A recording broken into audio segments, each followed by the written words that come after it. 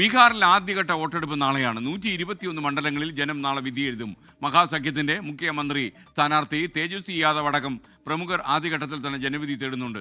തേജസ്വി യാദവ് വെറും വാക്കല്ല നൽകിയതെന്നും വാഗ്ദാനങ്ങൾ പാലിക്കുമെന്നും കോൺഗ്രസ് നേതാവ് പവൻ ഖേര 24 പറയുന്നു.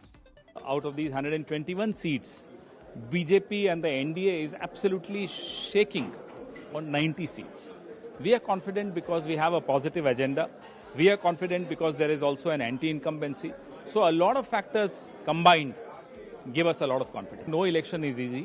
No ticket selection is easy because on every seat there is more than one or two capable people, but we can only give a ticket to one person. So therefore it's never easy.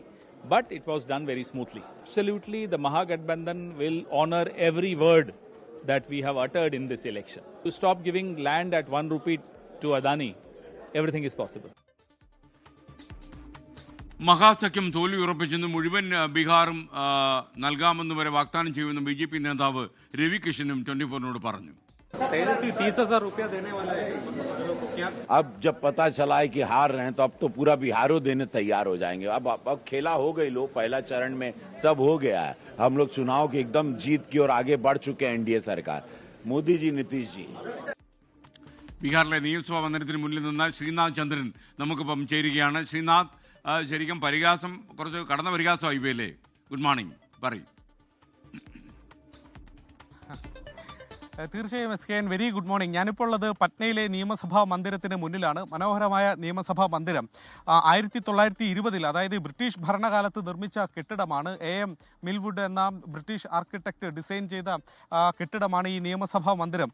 അതൊന്ന് പ്രേക്ഷകരെ കാണിക്കണമെന്ന് തോന്നി. അതിന് തൊട്ട് മുൻപിൽ തന്നെ വെങ്കലത്തിൽ തീർത്ത ബോധി വൃക്ഷത്തെയും നമുക്ക് കാണാൻ വേണ്ടി കഴിയും. ബീഹാർ എന്നത് ബുദ്ധന്റെ ജന്മദേശമാണ് എന്നതറിയാം. അതുകൊണ്ട് ആ തരത്തിൽ പ്രാധാന്യമുണ്ട് ഇങ്ങനെ ഒരു ബോധി വൃക്ഷത്തിന്റെ മാതൃക അവിടെ തീർക്കുന്നത്. മാത്രമല്ല, ഇവിടെ ജീവനോടെ ഒരു ബോധി വൃക്ഷത്തെ കൂടി കാണാൻ വേണ്ടി കഴിയുന്നുണ്ട്. ഇതിന്റെ 100ാം വാർഷികം, ഈ നിയമസഭാ മന്ദിരത്തിന്റെ 100ാം വാർഷികവുമായി ബന്ധപ്പെട്ടാണ് ഈ വൃക്ഷം ഇവിടെ സ്ഥാപിച്ചിരിക്കുന്നത്. അവിടെ താഴെ എഴുതിയിരിക്കുന്നു, ബോധ് ഗയാ കെ പവിത്ര ബോധി വൃക്ഷത്തെ പ്രാപ്തി ശിശു പൗധ. അതായത് ബോധി വൃക്ഷത്തിന്റെ പവിത്രമായ ബോധി വൃക്ഷത്തിൽ നിന്ന് കിട്ടിയ ഒരു തൈ, അവിടെ നിന്ന് കൊണ്ടുവന്ന ബോധ് ഗയയിൽ നിന്ന് കൊണ്ടുവന്ന ഒരു തൈയാണ് ഇവിടെ ഇങ്ങനെ സ്ഥാപിച്ചിരിക്കുന്നത്. അങ്ങനെ ഇതൊക്കെയാണ് ബീഹാർ നിയമസഭാ മന്ദിരത്തിന് മുന്നിൽ കാണുന്ന കാഴ്ച. ഇവിടെ ചില നേതാക്കളുടെയൊക്കെ പ്രതിമകളും നമുക്ക് സ്വാഭാവികമായും ഒരു നിയമസഭാ മന്ദിരത്തിന് മുന്നിൽ കാണുന്ന കാഴ്ചകൾ കാണാൻ വേണ്ടി കഴിയുന്നുണ്ട്. ഏതായാലും SKN സൂചിപ്പിച്ച വിഷയത്തിലേക്ക് വരാം. ഈ നിയമസഭാ തെരഞ്ഞെടുപ്പിന്റെ അവസാന ലാപ്പിലേക്ക് വന്നപ്പോൾ ക്ഷേമ പദ്ധതികൾ കൊണ്ടുള്ള ഒരു ഏറ്റുമുട്ടലാണ് ഇരു മുന്നണികളും നടത്തുന്നത് എന്ന കാര്യത്തിൽ യാതൊരു തർക്കമില്ല. സാധാരണ ഈ ജാതി രാഷ്ട്രീയം, സമുദായങ്ങളുടെ രാഷ്ട്രീയമൊക്കെയാണ്, സമവാക്യങ്ങളാണ് ഈ ഫലം നിശ്ചയിക്കുന്നതെങ്കിൽ ഇത്തവണ അത്രയും അധികം ഈ സമുദായ സ്വാധീനം അവിടെ നമുക്ക് കാണാൻ കഴിയില്ല. കാരണം പല മണ്ഡലങ്ങളിലും, ഭൂരിഭാഗം മണ്ഡലങ്ങളിലും ഒരേ സമുദായത്തിൽ നിന്നുള്ള സ്ഥാനാർത്ഥികളെ തന്നെയാണ് രണ്ട് വിഭാഗങ്ങളും സ്ഥാനാർത്ഥികളായി ഇറക്കിയിരിക്കുന്നത്. പിന്നെ ജനങ്ങളെ സ്വാധീനിക്കാൻ കഴിയുന്നത് ക്ഷേമ പദ്ധതികളിലൂടെയാണ്. ഒരുപക്ഷെ നേരിട്ട് പണം നൽകി വോട്ട് ചോദിക്കാൻ കഴിയില്ലെങ്കിൽ അതിനൊരു തുറുപ്പ് ചീട്ടായി രാഷ്ട്രീയ പാർട്ടികൾ സമീപകാല തെരഞ്ഞെടുപ്പുകൾ കാണുന്നത് ക്ഷേമ പദ്ധതികൾ തന്നെയാണ്. സ്ത്രീ വോട്ടർമാർ എത്രത്തോളം സ്വാധീനം ചെലുത്തുന്നു എന്ന് മുൻകാല അനുഭവങ്ങൾ മഹാരാഷ്ട്രയിലും മധ്യപ്രദേശ് അടക്കമുള്ള തെരഞ്ഞെടുപ്പുകളിലൊക്കെ ഉണ്ട്. അങ്ങനെയാണ് ഇന്നലെ ഈ ആദ്യഘട്ട പ്രചാരണം അവസാനിക്കാൻ മണിക്കൂറുകൾ ശേഷിക്കുകയാണ് തേജസ്വി യാദവ് 30,000 രൂപ അധികാരത്തിലെത്തിയാൽ ജനുവരിയിൽ തന്നെ സ്ത്രീകളുടെ അക്കൗണ്ടുകളിലേക്ക് എത്തും എന്ന പ്രഖ്യാപനം നടത്തിയത്. ആ പ്രഖ്യാപനത്തിന്റെ യാഥാർത്ഥ്യ ബോധത്തെക്കുറിച്ചാണ് നമ്മൾ പവൻ ഖേരയോട്, മുതിർന്ന കോൺഗ്രസ് നേതാവിനോട് ചോദിച്ചത്. അദ്ദേഹം പറയുന്നത്, എന്തായാലും നടത്തും, വാക്ക് തന്നെങ്കിൽ അത് നടത്താൻ ഞങ്ങൾക്കറിയാം.